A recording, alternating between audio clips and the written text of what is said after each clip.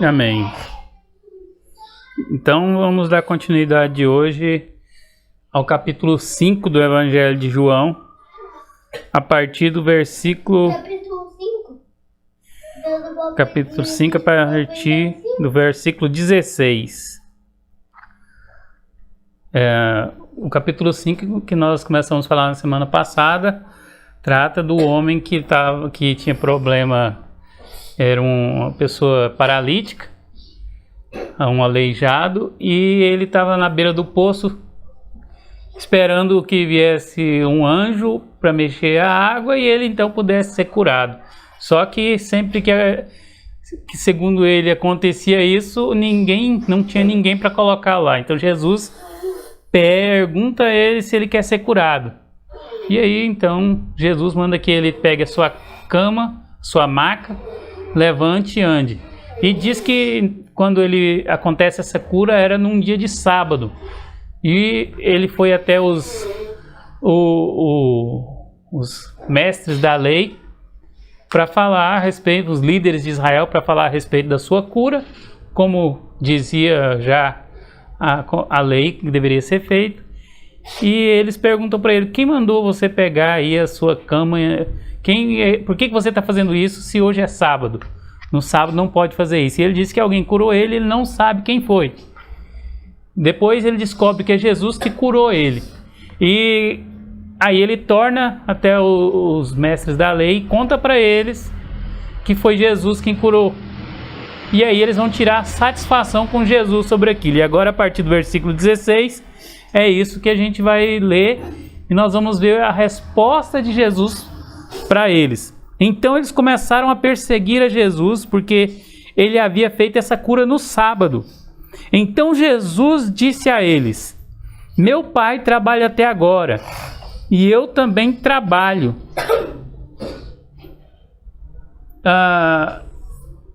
Uma coisa que a gente já percebe logo nesses versículos aqui. Existe no Antigo Testamento um mandamento que é que o sábado precisa ser guardado, que o sábado precisava ser lembrado. E Jesus está mostrando agora que Deus, o Pai, estava trabalhando. Ele diz: olha, o meu Pai trabalha até agora e eu também trabalho. Então, e por que o sábado passou a existir? Lá no Éden, quando Deus criou todas as coisas, diz que até o 6º dia ele criou. E aí no 7º dia, diz que Deus descansou. A partir dali foi então dado um mandamento, lá em Êxodo capítulo 20. Lá em Êxodo capítulo 20 foi dado um mandamento de que o sábado deveria... Então lá em Êxodo capítulo 20 foi dado o mandamento de que o sábado deveria ser guardado, deveria ser lembrado. E agora Jesus vem e diz que não, que o próprio Deus, o Pai, ele trabalha no sábado. E aí, aqui no versículo 18, a gente vê que isso gera um conflito na cabeça desses que estão ouvindo. Olha, e porque ele disse isso, os líderes judeus ficaram ainda com mais vontade de matá-lo. Pois, além de não obedecer à lei do sábado, ele afirmava que Deus era o seu próprio Pai, fazendo-se assim igual a Deus. Mas e aí? O sábado deveria ser guardado ou não deveria ser guardado? Esse mandamento do sábado era válido ou não era válido? O que estava acontecendo? Porque Jesus parece que está contradizendo os mestres da lei, os líderes da lei. Ele quebrou o protocolo da lei. Mas não era só que uma quebra de protocolo. Jesus está fazendo algo que é interpretar a lei da maneira que ela deveria ser interpretada. Primeiro que o que o judeu começou a entender? No sábado do passado podia trabalhar, só não podia esquecer do sábado. Não, mas não era isso também. Na verdade, desde o começo, eles começaram a não trabalhar no sábado. O que foi sendo esquecido era o motivo do sábado. A verdade é que desde o momento em que essa lei foi dada, não foi dada uma interpretação junto com ela, e que isso deixou de ser claro para as pessoas cada vez mais. O sábado deixou de ser uma liberdade e passou a ser um aprisionamento. Porque o sábado foi feito, o próprio Jesus vai dizer que o sábado foi feito por causa do homem. E não o homem que foi feito por causa do sábado. Deus, ele descansou, não foi por causa de si mesmo. Deus, ele descansou, não foi para criar um dia a ser cultuado. Mas Deus, ele fez aquilo para criar um dia também para o ser humano. Quando Deus, depois de ter feito todas as coisas, a Bíblia diz que ele descansou. Mas Deus não cansa de nada.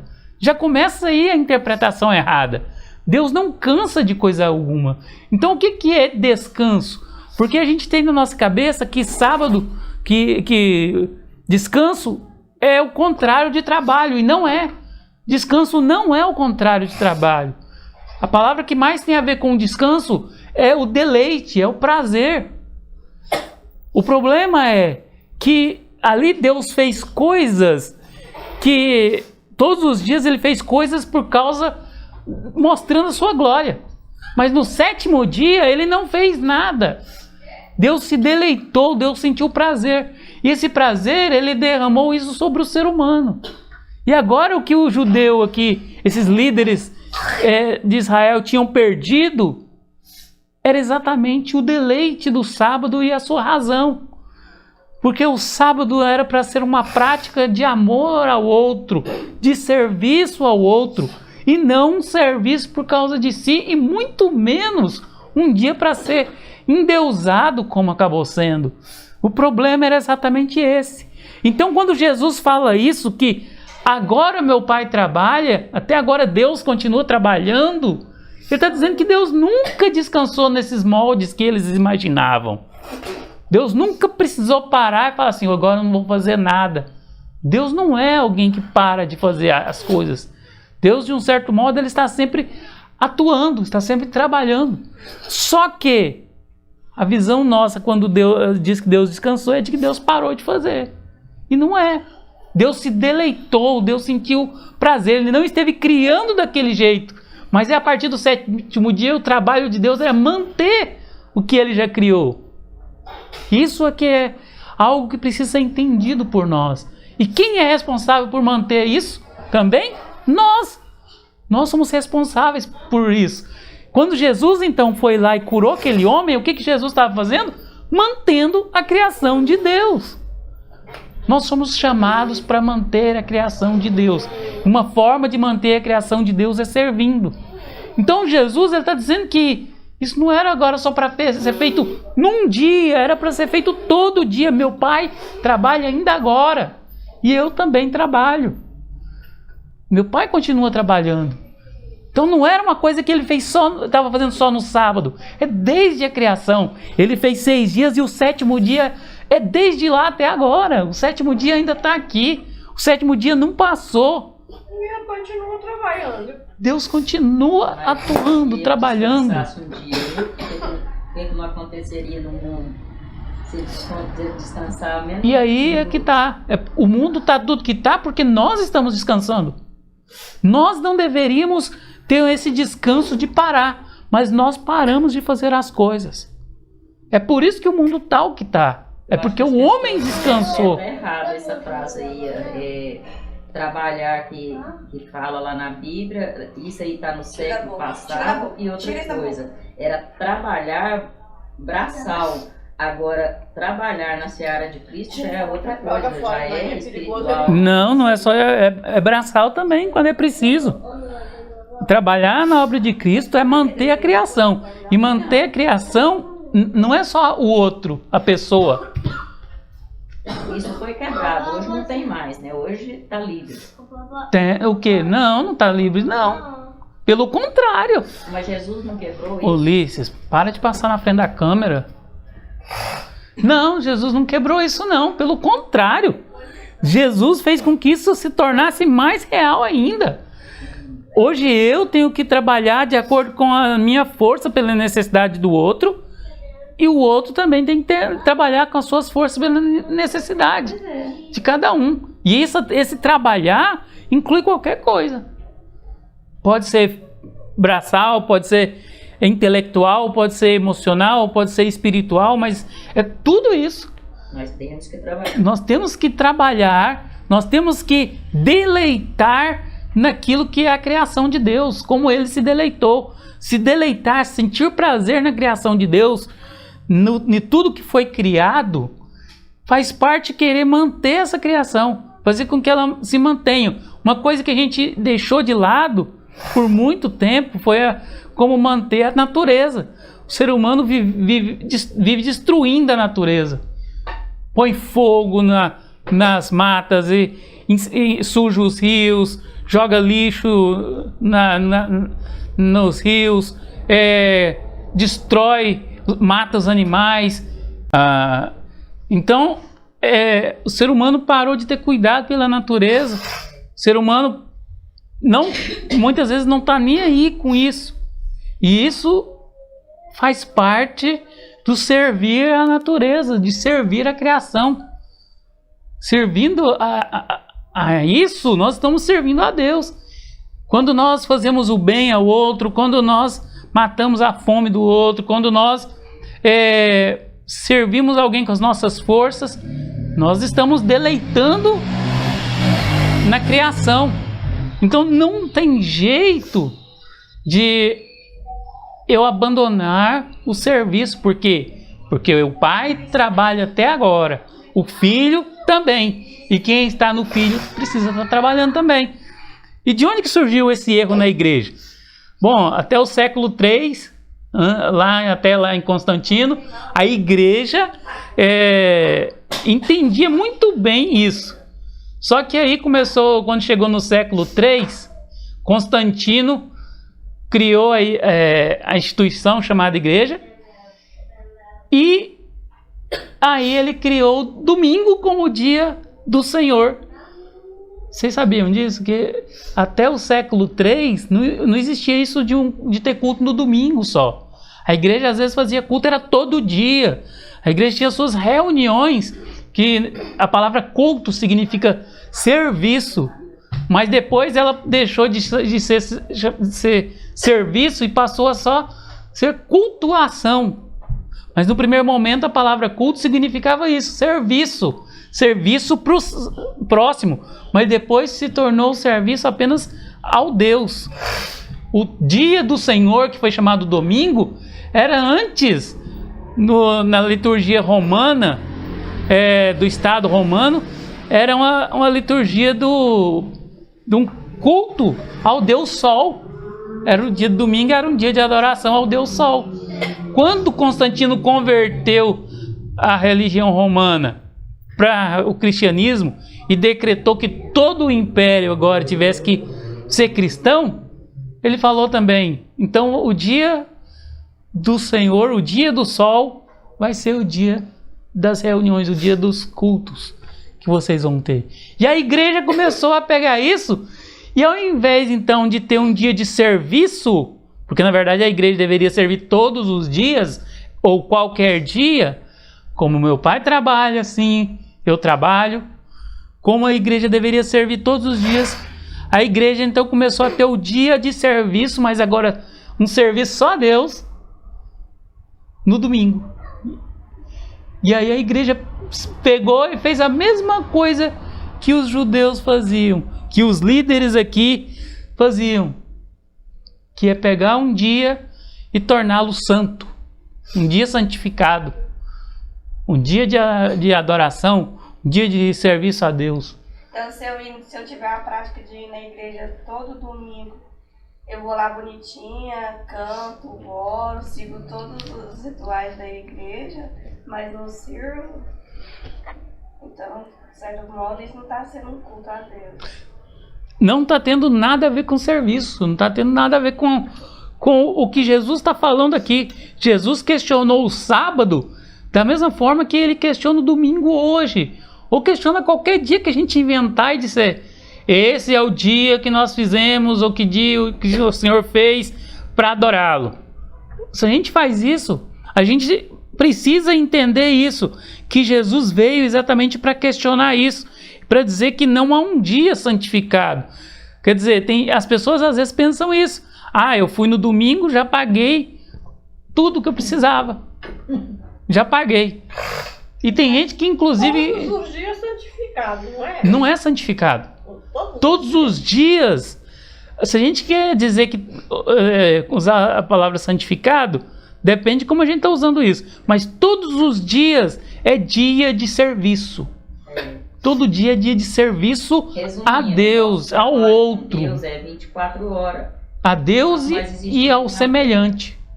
Não pode cessar o trabalho a Deus e ao semelhante. Porque eu também só ficar só achando que eu tô orando, não tô fazendo, tô servindo o outro também, não tô fazendo nada. É isso aí, precisa de ter um serviço. Ela tá entendendo esse texto aí, veio fora. Trabalhar na obra de Deus não significa dobrar joelho toda hora e orar, né? E nem ficar com a Bíblia na mão toda hora, entendeu? Eu sei. Trabalhar na obra de Deus, você faz um bem aqui, faz outro ali. Não, e olha só, olha o que aconteceu aqui. Quando Jesus falou isso para eles ali, a vontade deles de matar ele aumentou. A vontade de matar aumentou. Ele diz que é por 2 motivos. Primeiro, porque ele não obedecia à lei. Enquanto Jesus, a Bíblia diz que Jesus veio cumprir a lei. O povo era rebelde, né? Sim, para eles Jesus é rebelde, mas Jesus foi eu vim para cumprir a lei. Vocês é que não estão entendendo a Por lei. isso que Jesus é maravilhoso. E aí ele diz, e outro, porque ele se fazia semelhante a Deus. Se fazer semelhante a Deus era ser Deus. Ser filho de Deus era ser Deus. E então Jesus ele está agora questionando a maneira que eles entenderam as coisas e questionando a fé deles. E isso aqui a gente precisa fazer com a gente também, esse exercício de questionamento. A gente precisa questionar a nossa fé. A gente precisa questionar no que a gente está crendo. Será que essa ideia de que a gente tem um dia especial não está equivocada? Mas aí é que está. A igreja durou vários séculos aí inventando teorias de que o domingo é o dia do cristão, que Deus mudou o dia, mas não existe nenhum texto na Bíblia que mostra isso. Não existe nenhum texto que mostra que Deus mudou o sábado para o domingo. Não existe. Culto de adoração só nos domingos. Não importa se fosse todo dia. Não deveria colocar nem todos os dias. Quando há necessidade de servir, eu sirvo. É isso, meu pai trabalha agora. Jesus foi lá e curou naquela hora. Se fosse em outra hora, ele teria curado. Se fosse em outra hora, ele teria servido. A hora que há necessidade, eu sirvo. É isso. É muito interessante isso, a parábola do filho do bom samaritano. A parábola do samaritano ele foi passando e primeiro passou um levita, que era um dos que servia lá no templo, viu o homem caído e nem olhou, passou longe dele. Aí passou um sacerdote, viu o homem caído, espancado, passou longe dele. Aí veio um samaritano e viu aquele homem caído, parou logo ali e ajudou ele. Jesus fala, quem foi o próximo daquele homem? Então, aí os próprios mestres da lei têm que dizer para Jesus, olha, aquele que o ajudou. Quer dizer, a nossa posição tem que ser essa, de sempre nos colocar na disposição de ajudar, independente do dia, da hora, se é no domingo. Inclusive, nós precisamos entender que nós precisamos ser assim. Há necessidade do serviço, nós servimos. Claro, cada um serve como o que tem. Se ele não pode servir de um jeito, ele chama outro para servir com ele. Se alguém não tem a força A ou a força B para ajudar, chama alguém para fazer. Chama, olha, e é isso que é a igreja. Igreja não sou eu, igreja somos nós. E aí a gente precisa entender que quando a gente faz isso, a gente deixa as pessoas que estão na mesma vertente desses líderes aqui, desses líderes judeus, com raiva, e alguns até com vontade de matar a gente. É por isso que a igreja é perseguida. Por que a igreja aqui no Brasil não é perseguida? Primeiro porque a igreja não é mais relevante. A igreja não prega mais isso. Porque quando a gente prega isso, aqueles próprios que se dizem igreja ficam com raiva e querem querem descontar isso na gente. Porque agora você é um herege maldito porque está dizendo que o domingo não é o dia do Senhor. Então me prova onde está nas escrituras dizendo que o domingo é o dia do Senhor. Está dizendo na Bíblia, em algum lugar, que Deus pegou o sábado e fez virar o domingo para a igreja. Onde está dizendo isso? Se a gente encontrar isso na Bíblia, mas não encontra. A gente não encontra isso lá. É porque você está deturpando a palavra de Deus. Enquanto na realidade são eles que estão deturpando. Quem tenta fazer isso é que está deturpando. Muito, né? Sim, aumentando a palavra de Deus. E aí, continuando aqui, versículo 19. Então Jesus disse a eles, Jesus continua falando: eu afirmo a vocês que isto é verdade.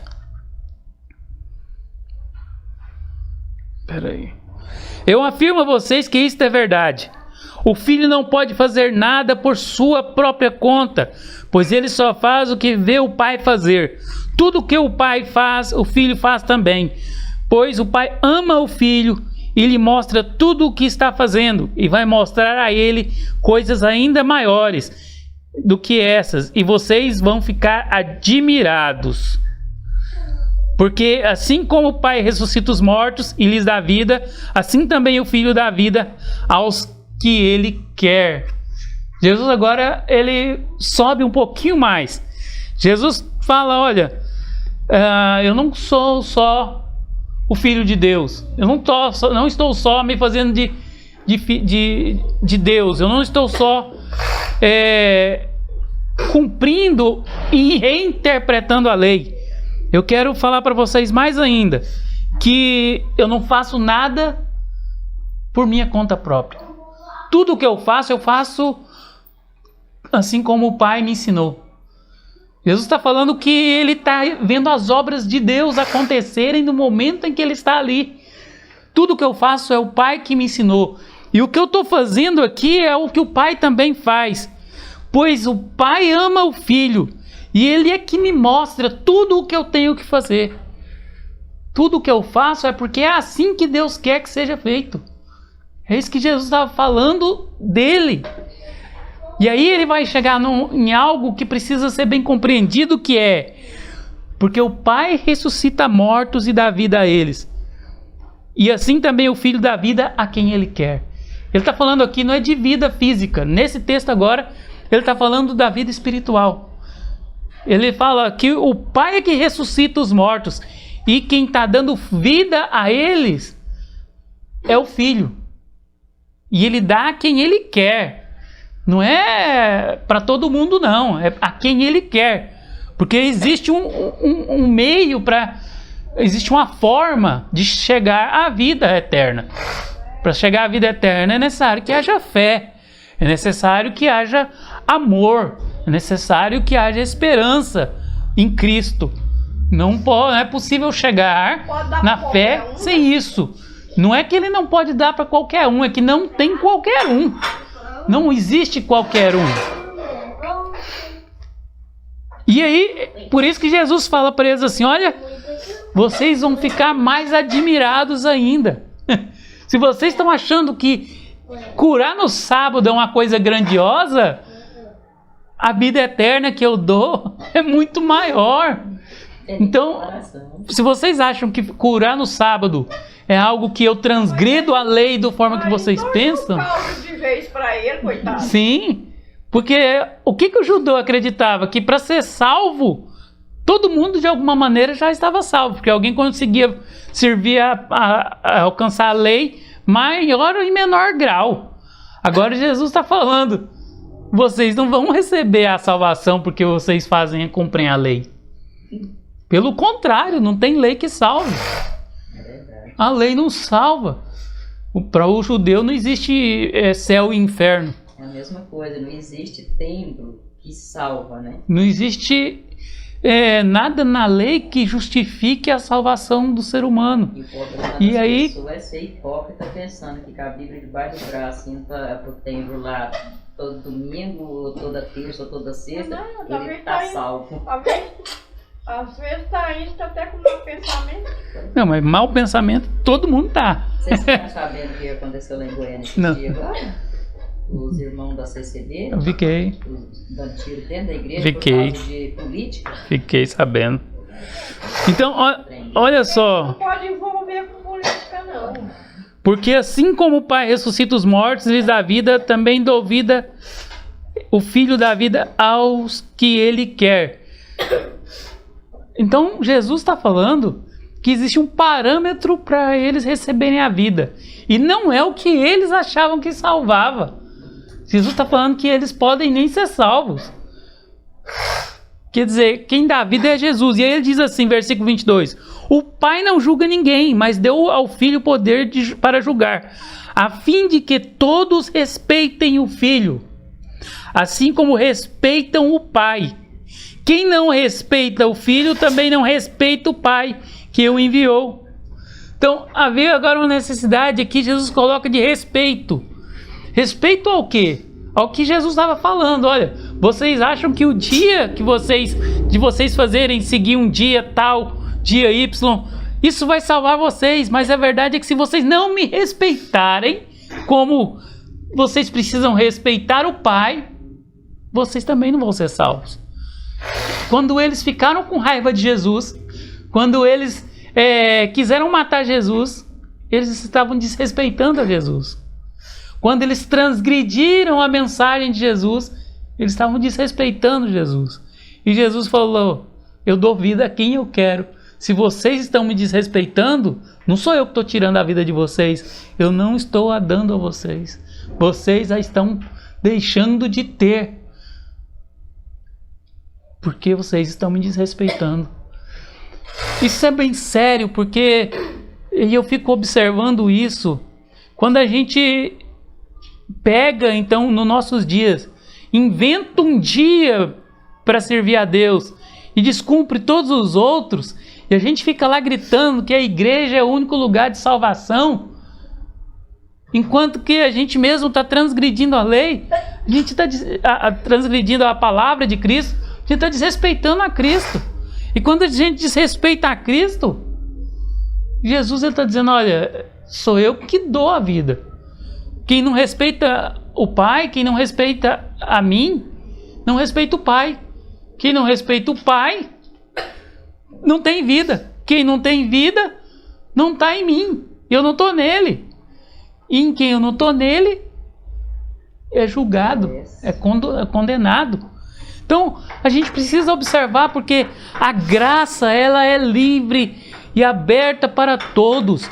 Mas Jesus não veio para condenar, ou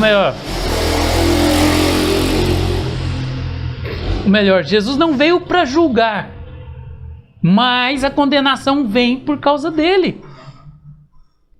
Jesus veio para trazer a salvação, a palavra de salvação, mas aqueles que não vivem a sua palavra da maneira que a palavra dele diz, essas pessoas estão desrespeitando a ele. Veja a importância da gente conhecer o Evangelho.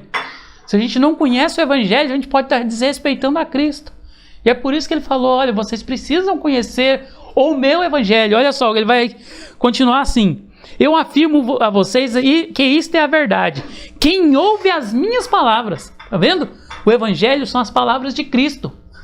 Quem ouve as minhas palavras e crê naquele que me enviou, tem a vida eterna e não será julgado, mas já passou da morte para a vida. Eu afirmo a vocês que isto é verdade. Quem ouve as minhas palavras e crê naquele que me enviou, tem a vida eterna e não será julgado, mas já passou da morte para a vida. Eu afirmo a vocês que isto é verdade. Vem a hora, e ela já chegou, em que os mortos, ao ouvir a voz do Filho de Deus, e os que a ouvirem viverão. Assim como o Pai é a fonte da vida, assim também fez o Filho ser a fonte da vida. E ele deu ao Filho autoridade para julgar, pois ele é o Filho do homem. Está vendo só? Jesus diz, olha, é preciso que vocês conheçam e detenham as minhas palavras. É importante conhecer as palavras de Jesus. Se a gente não conhece as palavras de Jesus, a gente pode transgredi-las. Tem muita gente que lê e não entende. A gente precisa ler e entender. E a gente precisa ver que é isso que nos permite a ressurreição. E agora ele está falando de outra ressurreição. Não é mais a ressurreição espiritual. A ressurreição do corpo. A ressurreição que ainda vai acontecer. A ressurreição da vida eterna. No último dia. Não fiquem admirados por causa disso. E aí ele fala para eles, olha, eu vou falar coisas aqui que vocês vão ficar mais admirados. Mas ele diz, não fiquem admirados por causa disso. Pois está chegando a hora em que todos os mortos ouvirão a voz do Filho do Homem e sairão das suas sepulturas. Aqueles que fizeram o bem vão ressuscitar e viver. E aqueles que fizeram o mal vão ressuscitar e ser condenados. Está vendo que ele está falando aqui da última ressurreição? Que já é para, de fato, a salvação final e a condenação. E aí, Jesus continua no versículo 30. Jesus continuou a falar a eles e disse, eu não posso fazer nada por minha própria conta, mas julgo de acordo com o que o Pai me diz. O meu julgamento é justo, porque não procuro fazer a minha própria vontade, mas a vontade daquele que me enviou. Se eu dou testemunho a favor de mim mesmo, então o que digo não tem valor, mas existe outro que testemunha a meu favor. E eu sei que o que ele diz a respeito de mim é verdade. Vocês mandaram fazer perguntas a João, e o testemunho que ele deu é verdadeiro. Eu não preciso que ninguém dê testemunho a meu favor, mas digo essas coisas para que vocês sejam salvos. João era como uma lamparina que estava acesa e brilhava, e por algum tempo vocês se alegraram com a luz dele. Mas eu tenho um testemunho a meu favor ainda mais forte do que o de João. São as coisas que eu faço, as quais o meu Pai me mandou fazer. Elas dão testemunho a favor de mim e provam que o Pai me enviou. Também o Pai que me enviou testemunha a meu favor. Vocês nunca ouviram a voz dele, nem viram o seu rosto. As palavras dele não estão no coração de vocês, porque vocês não creem naquele que ele enviou. Vocês estudam as escrituras sagradas, porque pensam que vão encontrar nelas a vida eterna. E são elas mesmas que dão testemunho a meu favor. Mas vocês não querem vir a mim a fim de ter a vida. Então Jesus está falando aqui que a condenação ou a salvação, ela depende de que não apenas estude as escrituras, mas de ouvir a voz dele, entender o chamado dele e andar de acordo com isso. Então, quando a gente de novo volta a criar, como os líderes de Israel, os líderes judeus, criavam leis, ou pegava a lei, interpretava ela para subjugar as pessoas. Se nós fazemos isso, nós estamos fazendo semelhante a eles. E nós não estamos entendendo a lei. Ou melhor, nós não estamos entendendo a palavra. Nós estamos fazendo que ela responda ou resolva os nossos interesses pessoais. E é por isso, quando muitos pastores dizem aí que precisa ter um dia de domingo, e aí eles querem obrigar as pessoas a estarem ali todo domingo. Por que motivo é isso? Porque eles precisam resolver os seus próprios problemas pessoais. Eles precisam que as pessoas estejam ali, porque se eles não conseguirem isso, as pessoas não dão ofertas, não dão dízimo, não fazem as coisas que precisam ser feitas lá nas reuniões deles. Por isso que eles criam os ministérios ali, todos aqueles departamentos, porque os departamentos que eles criam correspondem aos anseios das pessoas, o que cada um quer. Eu quero aparecer, eu quero parecer, eu quero fazer, eu tenho que fazer isso, tenho que fazer aquilo. Enquanto na realidade que o serviço que Jesus falou que ele fazia, não dependia de nenhum ministério. Jesus não foi chamado por nenhum judeu. É interessante que Jesus, quando começou o seu trabalho, o seu serviço, o que nós chamamos muitas vezes de ministério, ele começou aos 30 anos, que era a idade que geralmente começavam os sacerdotes também, que os sacerdotes tinham que assumir, e os profetas. Mas Jesus não falou que ninguém chamou ele como profeta. Jesus não era da tribo de Levi, que ele não era sacerdote. Jesus não era um rei. Jesus não tinha nenhum desses trabalhos aí para eles se dizerem que ele devia fazer alguma coisa. Mas Jesus falou assim: eu trabalho porque o meu Pai trabalha. Eu só sirvo porque o meu Pai serve. Eu só cuido da criação porque o meu Pai cuida. Eu só quero que a criação continue bem porque meu Pai também quer. Então é isso, era só isso que precisava ser entendido. Eu não preciso de um dia para fazer isso. E é por isso que Jesus escolheu logo o sábado para fazer, dizendo para eles: olha, eu vou fazer no sábado só porque vocês querem que não seja feito. Eu vou fazer porque é nesse dia que meu Pai tem mais anseio para mostrar para vocês que vocês estão errados. E agora, se vocês dissessem era só hoje, eu ia fazer em todos os outros. E é isso que a gente precisa fazer como igreja, é responder para esses que dizem que o domingo é o dia do Senhor, que não é, que a gente pode se reunir qualquer dia, qualquer hora, que a gente pode servir ao outro qualquer dia, qualquer hora, em qualquer momento, e não depender desses pesos sendo colocados, que a gente não precisa ter um ministério lá, um departamento que a gente é líder. Eu sou líder do departamento A ou B. Eu não preciso ser líder de nenhum departamento para eu poder fazer a obra de Deus, porque pelo contrário, nesses departamentos a gente faz menos ainda. A gente fica muito mais voltado para o administrativo, ao invés de preocupar com a necessidade do outro.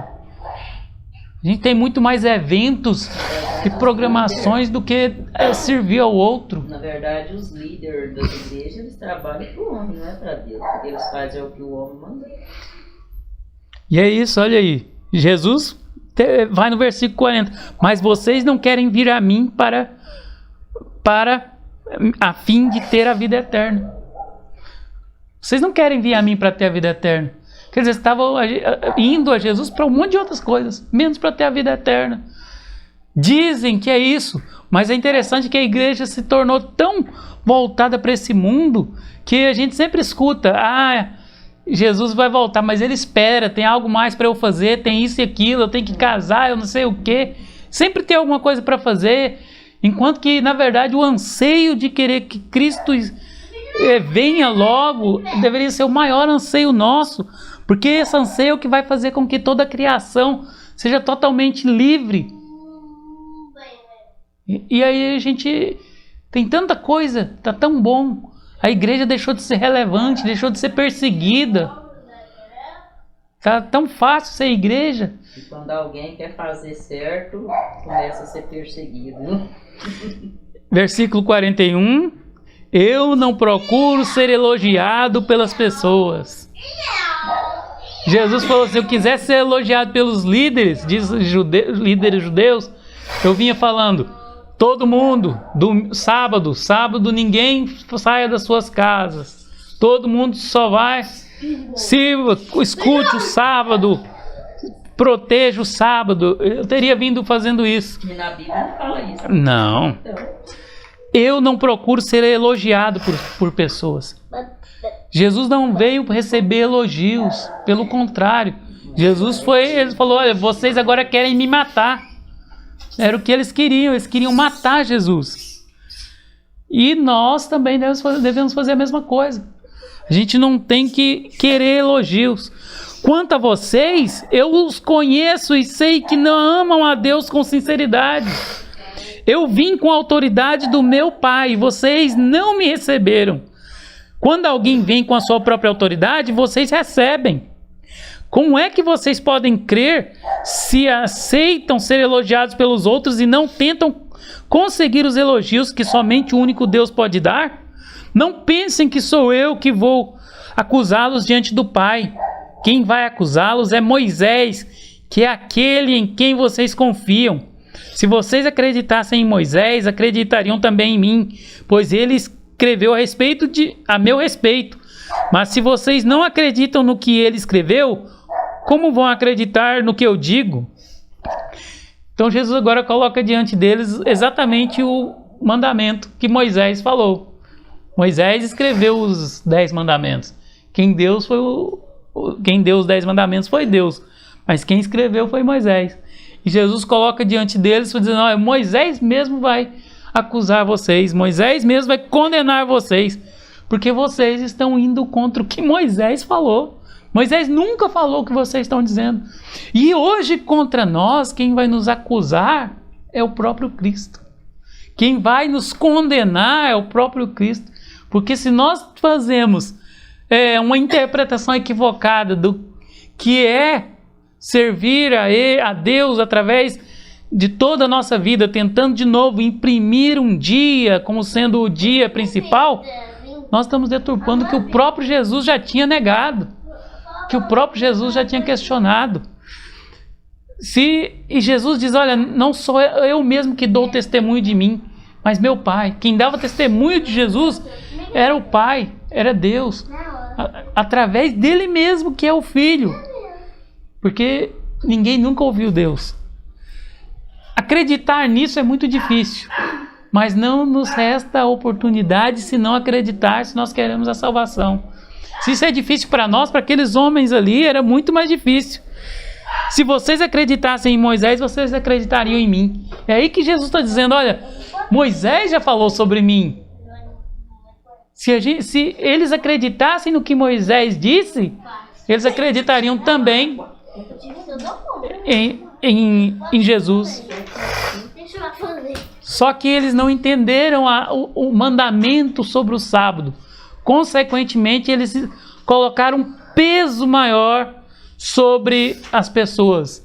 A lei se tornou uma prisão. E ao invés daquilo, os mandamentos que Deus tinha dado para ser liberdade e libertação, os mandamentos tinham se tornado peso e prisão. E hoje para nós pegamos o Evangelho, que é o Evangelho da total liberdade, da total libertação. E quando a gente fala total liberdade, as pessoas pensam: então pode fazer tudo? Se pode fazer tudo, já não é total liberdade. Mas é a total liberdade de estar em Cristo, de estar em Deus. E quando a gente está nele, para fazer através dele, por meio dele, para poder servir ao outro por meio dele, a gente para de pegar um dia para nós, a gente deixa de pegar um dia para nós ou um dia para o outro e torna todo dia em favor do outro, todo dia em favor de Cristo. Eu acho interessante porque aquele texto que a gente diz assim: amarás o Senhor teu Deus sobre todas as coisas, amarás o próximo como a ti mesmo. Tem uma ordem aí: amarás o próximo, mas não tem uma ordem: ame-se a si mesmo. Não tem ordem para eu me amar, tem ordem para eu amar o outro. Para eu amar o outro como a mim, porque é lógico que eu já me amo. E aí o amarás ao outro, amarás o próximo, é uma ordenança que eu cumpro quando? No dia que eu estou vivendo. Hoje, todo dia, agora. Eu preciso amar o próximo, amar o próximo, amar o próximo. Sempre, não tem outro jeito. Amarás o próximo. Quando? Agora. Porque senão eu só amo a mim mesmo. Enquanto eu não decido amar o próximo, eu não amo. Amar o próximo é uma decisão, é uma ordenança de Cristo, mas é uma decisão que eu tomo. Eu preciso tomar ela todo dia. Sempre que o próximo apresenta uma necessidade, sempre que alguém está ali. E cada um só é mandado a amar conforme as suas forças. Ninguém é mandado a amar além. Ninguém. Só uma coisa sobre a oferta. A oferta, Paulo fala assim, que cada um deve ofertar segundo é disposto ou proposto no seu coração, não por necessidade. Então Paulo falou assim, mas todo mundo deveria ofertar? Quem ama vai ofertar, mas vai ofertar conforme é proposto no seu coração. O único que sonda o coração do homem é o Espírito. É o Espírito. É por isso. Se ofertar uma coisa lá na igreja, fazer uma oferta e doer no coração, já não presta. A oferta ela pode até doer em mim. Às vezes eu posso dizer assim, olha, eu vou dar isso aqui, mas eu sei que eu não queria dar desse jeito. Às vezes o amar o outro até dói em mim. Mas depois que eu dou, eu deixo para lá. Eu deixo porque eu dei para o outro. Agora, se eu também não dou nada, ou se eu nunca dou de acordo com o que é proposto, porque às vezes o Espírito me propõe algo, eu também não faço. Se eu também não faço, eu também estou indo contra a vontade de Deus. Então, é uma questão de muita observação nossa, de como é que nós precisamos amar, de como a gente precisa amar. Porque uma coisa que a gente diz assim, então eu preciso ofertar. Ninguém é obrigado a nada, mas eu digo que quem ama de algum jeito oferta. Oferta onde? Na igreja? Não, oferta para quem tem necessidade. Não é só na igreja, é quem tem necessidade. Quem tem necessidade e às vezes o mesmo que oferta amanhã é alguém necessitado de oferta, que pode receber uma oferta. E é isso que às vezes o que fica tão puxado na coisa da igreja é que às vezes a igreja recebe tanta coisa, mas quando precisa, quem oferta precisa, não tem nada. Não tem nada de volta para eles. Então aí pesa. E aí aquilo que foi ofertado foi gastado com tantas coisas que não eram necessárias. Foi gastado com eventos, foi gastado com festinhas, foi gastado com tanta coiseira de lá. Que não era gente. Própria do homem lá dentro. Que não era gente. Ou o fulano que trabalha, que ganha 5, 6, 8, 10 salários. Quer dizer, enquanto que a realidade não permite isso. E aí muita gente que podia receber a mesma coisa, que ajudaria muita gente, não recebe nada. Então isso tudo precisa ser observado. Egoísmo. Sim, egoísmo. Então, quando a gente entende isso aqui que Jesus falou, nós percebemos que Ele nos deu vida para nós podermos viver todos os dias em serviço ao semelhante, em serviço ao nosso próximo, para a glória de Deus, para a glória dEle, respeitando a Cristo, não desonrando a Ele, fazendo a vontade dEle, entendendo que Ele também há de nos dar a ressurreição do nosso corpo no último dia. E Ele também trará condenação sobre aqueles que quiseram, ou melhor, que não quiseram respeitar a palavra dEle. Quando a gente entende isso, a gente entende mais um pouquinho do Evangelho. E quando a gente entende mais um pouquinho do Evangelho, é que a gente passa a repensar se as nossas práticas religiosas não estão desagradando, ou desonrando, ou desrespeitando o Filho, mais do que nós achamos que estamos respeitando a Ele. Amém? Vamos orar mais uma vez aí.